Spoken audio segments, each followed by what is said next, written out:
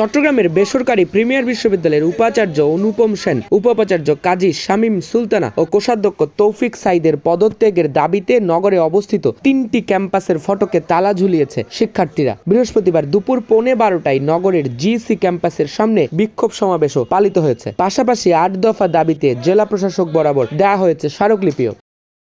সাধারণ শিক্ষার্থী বৈষম্য বিরোধী ছাত্র আন্দোলন প্রিমিয়ার ইউনিভার্সিটি এর ব্যানারে বুধবারও একই দাবিতে কর্মসূচি পালিত হয়েছিল। এতে উপস্থিত ছিলেন বৈষম্য বিরোধী ছাত্র আন্দোলনের কেন্দ্রীয় নির্বাহী কমিটির সদস্য রাসেল আহমেদ। সমাবেশ শেষে গতকাল দুপুর 12টার দিকে 3 শিক্ষকের পদত্যাগের জন্য 1 ঘন্টা সময় বেঁধে দিয়েছিলেন শিক্ষার্থীরা। এ সময় তারা বিশ্ববিদ্যালয়ের ট্রাস্টি বোর্ড পুনর্গঠনেরও দাবি জানান। দাবি পূরণ না হওয়ায় বেলা দুপুর 2টার দিকে বিশ্ববিদ্যালয়ের জিসি মোড়, হাজারীগল্লি ও ওয়াসামোড় ক্যাম্পাসের ফটকে তালা দেওয়া হয়। প্রিমিয়ার বিশ্ববিদ্যালয়ের আইন বিভাগের শিক্ষার্থী নয়ন নিউজ নাওকে তিনি জানিয়েছেন আন্দোলনের কারণ।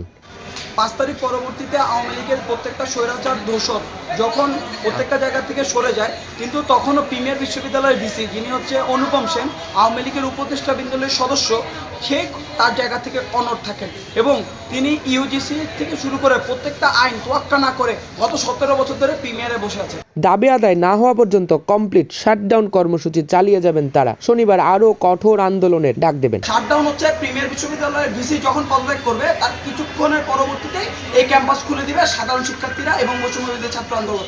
শিক্ষার্থীদের সমাবেশের বিষয়ে কর্তৃপক্ষ অবগত হয়েছেন। আলোচনার মাধ্যমে সমাধান করা হবে বলে জানিয়েছেন প্রিমিয়ার বিশ্ববিদ্যালয়ের রেজিস্ট্রার মোহাম্মদ ইফতেখার মনির। আওয়ামী লীগের প্রবীণ নেতা প্রয়াত মহিউদ্দিন চৌধুরীর উদ্যোগে তিনি চসিক মেয়র থাকাকালীন সময়ে প্রায় 24 বছর আগে প্রিমিয়ার বিশ্ববিদ্যালয়ের আত্মপ্রকাশ ঘটে।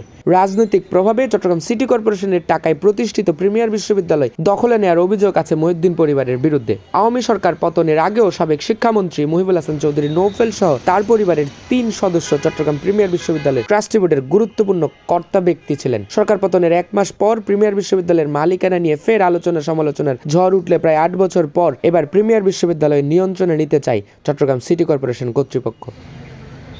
Parthapratim Nandi, news now 24, Chittagong.